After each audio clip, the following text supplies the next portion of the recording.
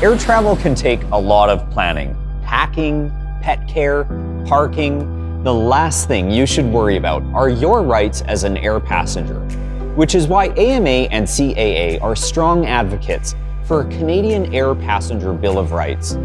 The fact is this: you deserve to be protected when things go wrong. This could be when you're denied boarding or your flight is overbooked. Your flight is delayed or canceled for a reason that's within an airline's control. You're sitting on the tarmac for more than 90 minutes. Your baggage is lost or damaged, or having to pay extra to sit next to your child.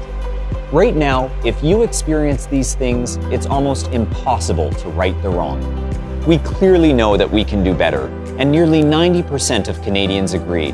This is all about fairness for everyone who flies. The good news is that we're making progress.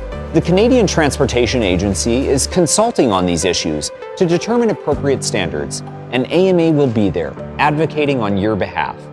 We hope there's a fair passenger code by the end of 2018, and we won't let up until there is, because we're all in this together.